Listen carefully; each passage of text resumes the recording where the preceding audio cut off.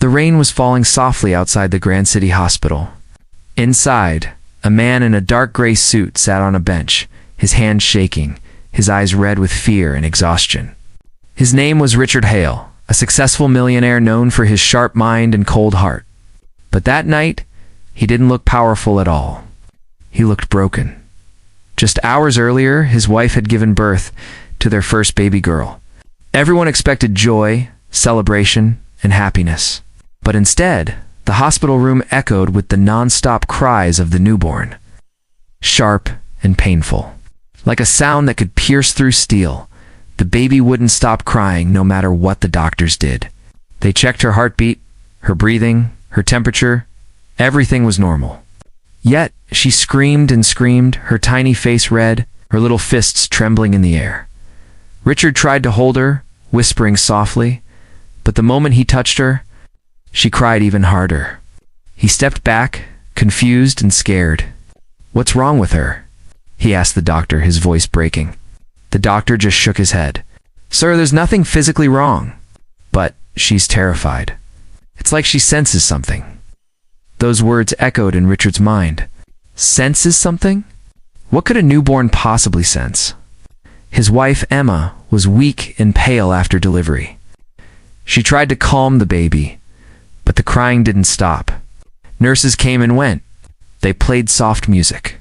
They rocked her gently. But the sound grew louder, sharper until everyone in the corridor could hear it. Hours passed. Richard stood by the window, his reflection staring back at him, a man who could buy anything in the world except peace for his child. He was used to solving problems with money, with power, but now none of that mattered. His baby was suffering, and he couldn't do a thing. Then, at exactly 2:37 a.m., something strange happened. The crying suddenly stopped. Everyone froze. The doctor rushed in, checking the monitors. Emma opened her eyes weakly. "Did she stop?" she whispered. Richard slowly turned toward the crib, expecting to see his daughter finally asleep, but the crib was empty. For a second, no one breathed. Richard's blood turned cold. "Where's my baby?" he shouted. Nurses ran in, checking every corner of the room. Panic spread through the ward. Security was called. The baby had vanished in a locked hospital. Richard's world spun. He ran through the halls, shouting her name, his voice echoing through the quiet hospital. "My baby. Someone took my baby." Then, from down the hall, a nurse called out, "Sir, over here." They found the baby near the hospital chapel, lying in a small wooden cradle that no one recognized. She was quiet now, her tiny eyes open, staring at something unseen. Beside her stood an elderly black maid, her uniform soaked with rain. She looked tired, but calm. Her hands were folded together as if she had been praying. Richard rushed forward. "Who are you? What are you doing with my child?" he demanded. The maid didn't answer right away. She looked at him with eyes that held both sadness and wisdom, kind of eyes that had seen too much of life. "She's safe now," the maid said softly. But she wasn't crying for pain. She was crying for what she felt in this place. Aunt? Richard frowned, confused and angry. "What are you talking about?" The maid looked toward the hospital walls, then back at him. "There's something here that doesn't belong. She feels it. Babies always do." 8. Before Richard could reply, the hospital lights flickered. The air grew colder. The baby began to whimper again, just slightly. The maid took a deep breath and said in a trembling voice, "Mr. Hale, if you want to keep your daughter safe, you must let me stay with her tonight." Richard stared at her in disbelief. She was just a maid. Stranger in a hospital at 2 a.m., but his baby's crying had stopped the moment she appeared. And deep down, for the first time in his life, the millionaire didn't feel in control. Richard Hale stood frozen in that hospital corridor.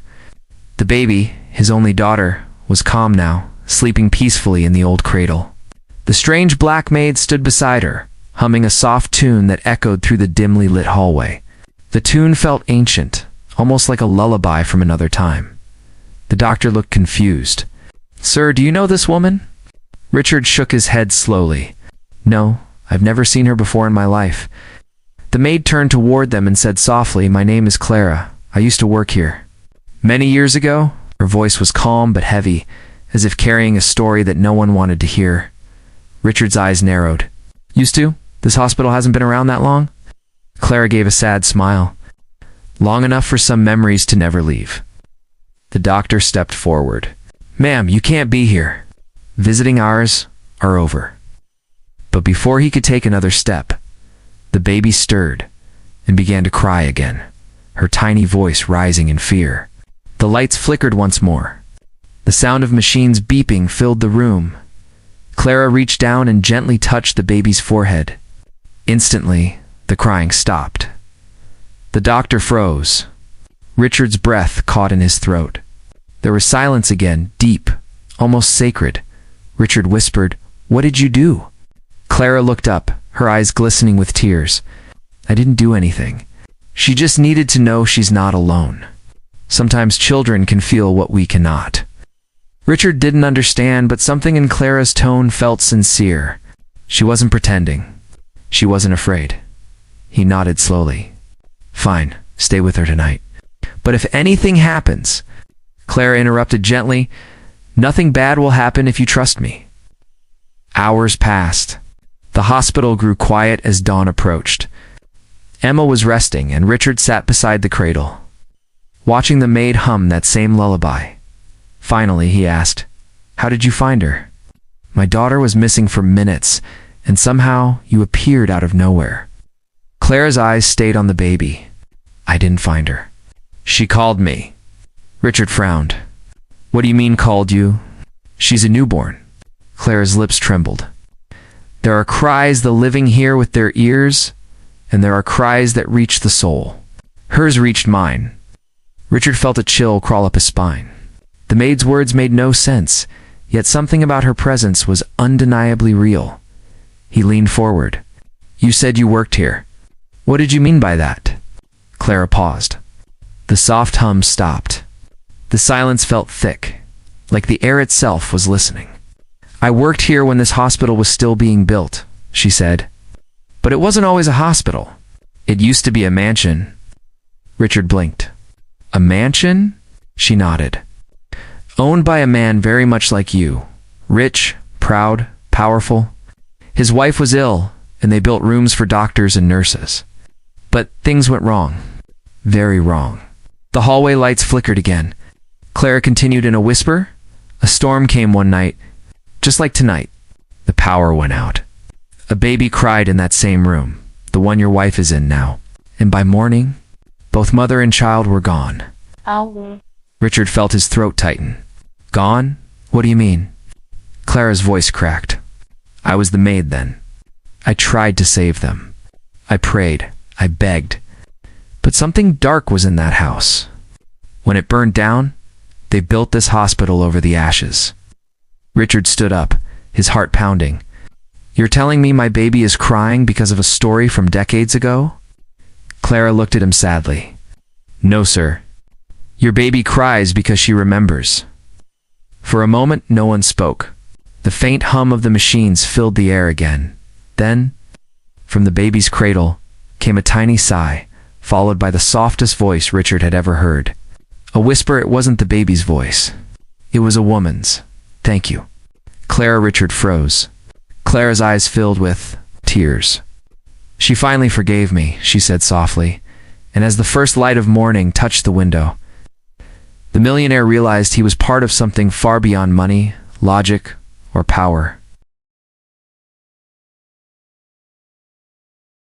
Morning light spilled through the hospital windows, but it brought no warmth. Richard Hale sat beside his sleeping wife, his thoughts heavy and restless. The strange events of the night refused to leave his mind. His baby was now quiet, peaceful only when Clara, the mysterious black maid, stayed near her crib. He wanted to believe it was coincidence, but deep down he knew something was different about that woman. Clara stood by the window, hands folded, eyes lost in the rising sun. Her old uniform looked out of place in the modern hospital, yet somehow she seemed to belong, as if the building itself recognized her. Finally, Richard broke the silence. "Tell me the truth," he said. "Who are you really?" Clara turned to him slowly. "I already told you. I was a maid here once, when this place was a mansion. Richard frowned. That was decades ago. You can't be. I'm older than I look, Clara said softly. And not all scars are seen on the skin. Richard's patience snapped. Enough with the riddles. Why was my baby crying? What do you mean she remembers something? Clara hesitated. She walked closer to the crib and looked at the child's tiny face. Your daughter was born under the same roof where another child once cried and died. Some souls carry pieces of the past. Your little one could feel that pain until it was heard.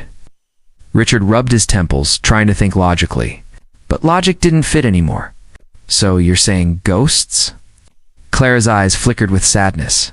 Not ghosts. Regrets. He looked at her hands, worn and trembling, and wondered what kind of life she had lived. You said you tried to save them. That mother and her baby? Clara nodded slowly. Their names were Margaret and Anna. I was their maid. The husband, a rich businessman, believed money could cure everything. When his wife grew sick, he locked her in her room, away from the world. He was ashamed of her weakness. Richard felt his chest tighten. The story sounded too familiar. One stormy night, Clara continued, the baby wouldn't stop crying. I ran to their room, but the door was locked. I could hear Margaret screaming for help. I broke it down, but it was too late. The fire had already started. Her voice cracked. I carried the baby out, but she was already gone. The fire took both mother and child. And the man, he never forgave me. He said I failed them.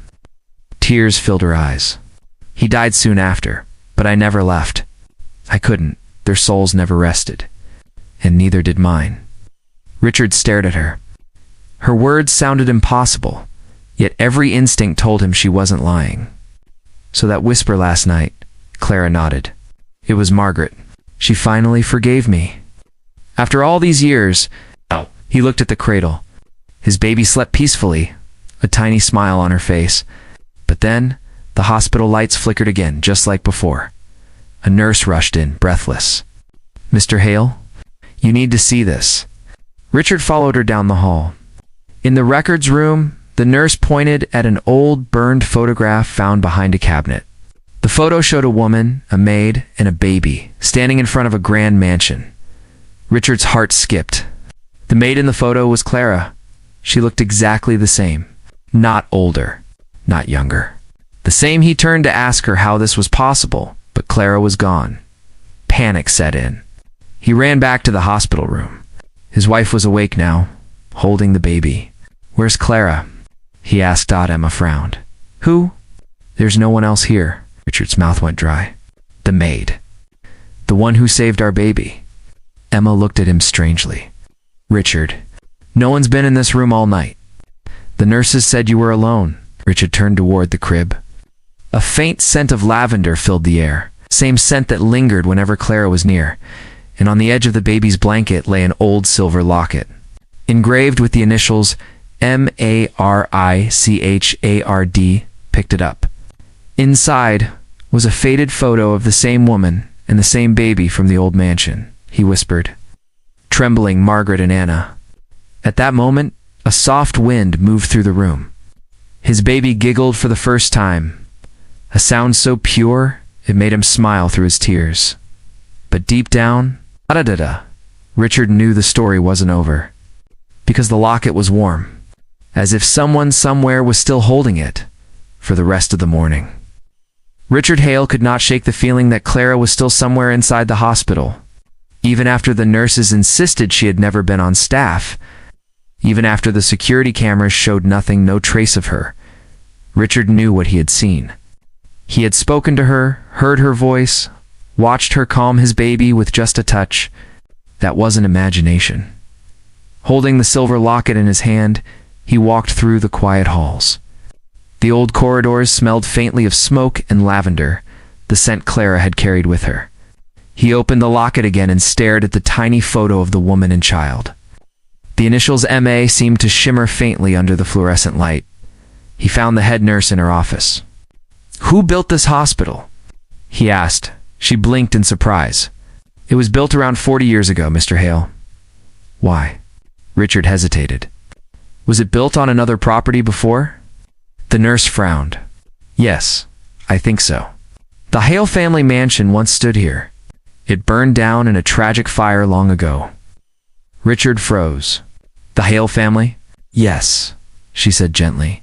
Your grandfather's estate. You didn't know? His mind spun. That name, Margaret Hale. The same as his grandmother. And Anna, the baby who died that night. His baby had the same name. Emma had chosen it without knowing the history. Richard felt his knees weaken. The past Clara had spoken of wasn't just a story. It was his own family's buried truth. He stumbled back to his wife's room, clutching the locket tightly. Emma looked up from the bed, concerned. You look pale. What's wrong? Richard sat beside her, whispering, this hospital, ... It was our family home. The woman who died here, she was my grandmother. Emma's eyes widened. What are you saying? I think Clara was her maid, and she's still here, trying to protect us.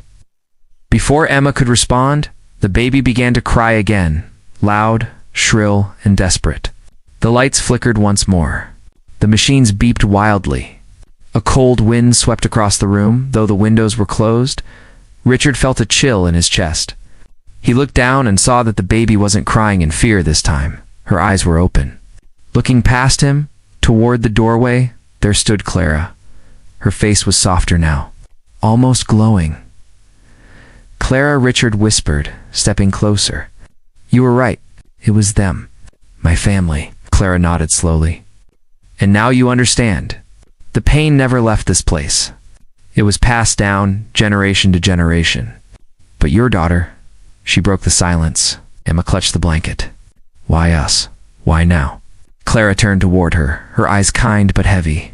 Because love and guilt always find their way back. The fire that destroyed this house was not an accident. It was started by anger and ended with regret. Richard's breath caught. Are you saying my grandfather? Clara looked down. He started it. In his rage, he locked Margaret inside. He thought she was unfaithful. When he realized what he'd done, it was too late. He saved me, but not them. I spent the rest of my life begging for forgiveness. Tear rolled down her cheek. But your baby, Richard, she forgave me first. That's why her cry stopped. The room went silent. Even the hum of machines seemed distant. Richard's heart ached. He finally understood the curse that had haunted his family. Pride, guilt, and silence. He took Clara's hand.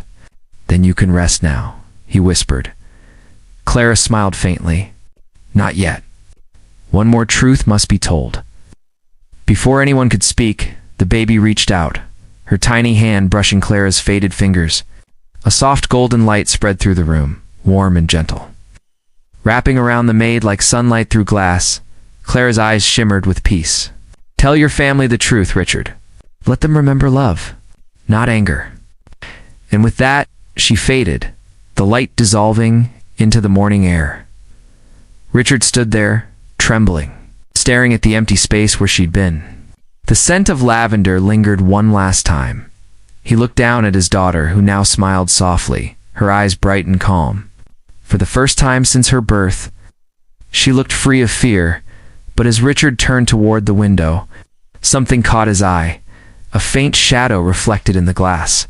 A woman holding a baby, standing beside him, smiling. It was Margaret. Then the reflection vanished.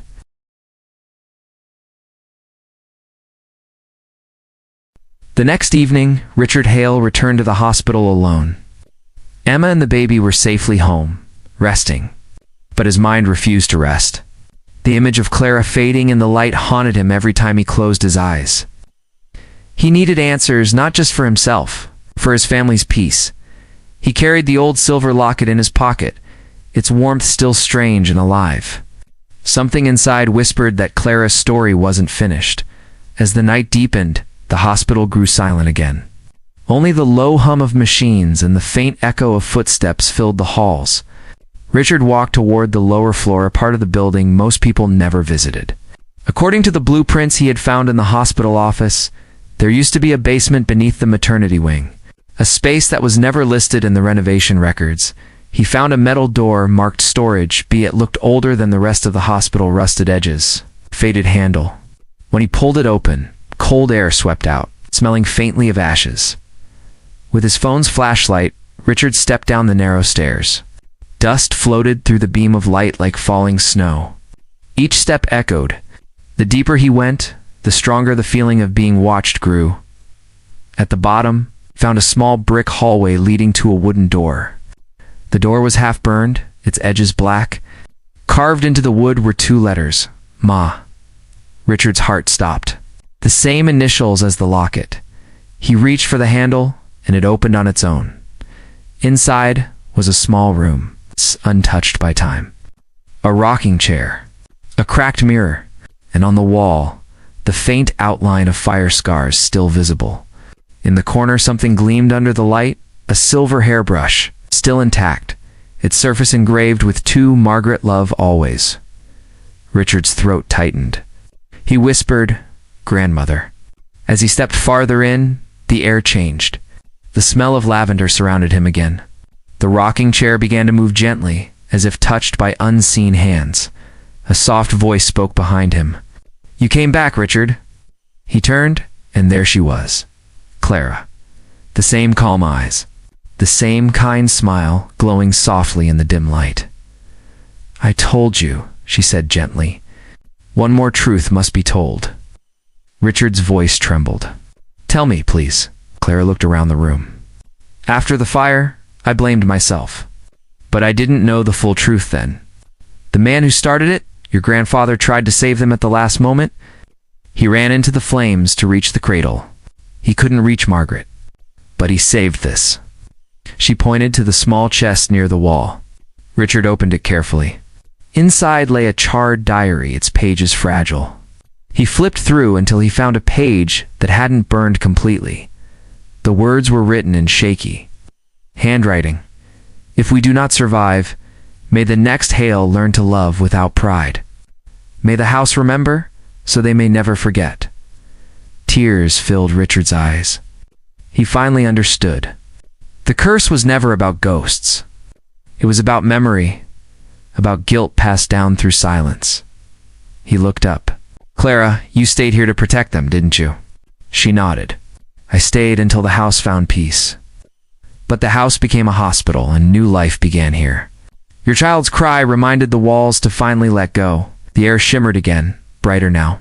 Clara smiled softly. "The Hales are free now, Richard. You can live without the shadows of the past." Richard took a step forward. "What about you?" Clara's eyes glistened. "I can rest now.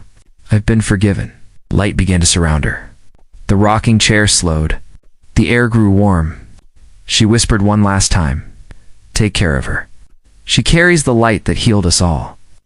And then she was gone, only the faint scent of lavender left behind. Richard stood in the silence, clutching the locket. He whispered, "Thank you, Clara," as he turned to leave.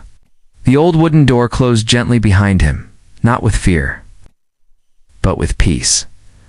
Weeks passed after that night in the hospital basement. Yet the memory never left Richard Hale. He would wake in the middle of the night, still hearing Clara's soft voice, still smelling lavender in the air, but the fear was gone. What remained was a strange calm, a peace that had waited generations to arrive. His daughter, little Anna, grew stronger each day. She no longer cried through the nights. Instead, she slept quietly, sometimes smiling in her dreams. And whenever she smiled, Richard swore he could feel a warmth in the room, gentle. Like sunlight through an open window, Emma noticed it too. "It's like she brings peace wherever she is," she said one morning, rocking Anna in her arms. Richard smiled faintly. Maybe she does. He had kept Clara's locket on his desk. Sometimes, when he worked late, it would open on its own, showing the faded photo of Margaret and Anna, the grandmother and child lost long ago.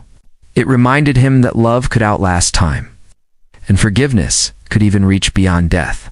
But one question still lingered in his mind. What would become of the burned room below the hospital?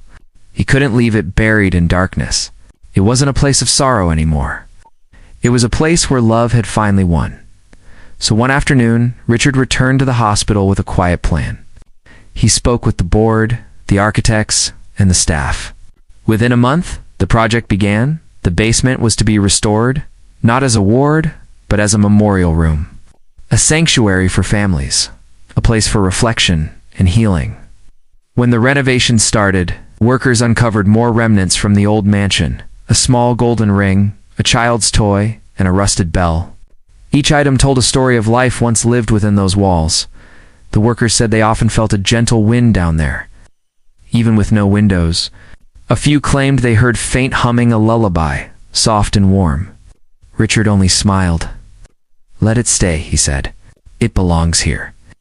Months later, the new room was complete. The walls were painted white and gold, with sunlight streaming through new glass panels. In the center stood a wooden rocking chair, restored from the remains of the original one, the same that once rocked in the firelight. And above it, framed on the wall, hung the old locket, its photo lovingly preserved behind glass. A brass plaque read, "For Margaret, Anna, and Clara, who taught us that love never dies." The day the room opened, many families visited. Some prayed quietly, some wept, some simply stood in silence. Richard watched from the doorway, his heart full but light. Emma stood beside him, holding baby Anna. "She's calm again," she whispered. "She feels safe," Richard replied softly. "So does the house." That night, after everyone left, Richard stayed behind. The hospital lights were dim, and the new memorial room glowed faintly. He sat in the rocking chair, holding his daughter close. He whispered, "Thank you, Clara. Thank you for giving her peace." The air grew warmer, and he felt it, a soft touch on his shoulder. He didn't turn around. He didn't need to. He knew who it was. A voice as gentle as the night breeze spoke behind him. "You kept your promise, Mr. Hale." Richard smiled through his tears. "You can rest now." "I already have," Clara's voice replied. And just like that, the lavender scent returned, faint, comforting, and eternal. Years later, as Anna grew older, she often played in the hospital's garden near the memorial wing. Nurses said she would sit by the window, humming a tune no one had taught her, the same tune Clara once sang. When asked where she learned it, she'd always answer the same way: "From the nice lady who visits when I'm scared." Richard would smile quietly every time he heard it. He never corrected her, because deep down, he knew that some angels never really leave. They just find new ways to stay. And in that old hospital, built on ashes and tears, there was finally peace, the kind that could only come from love that refused to die.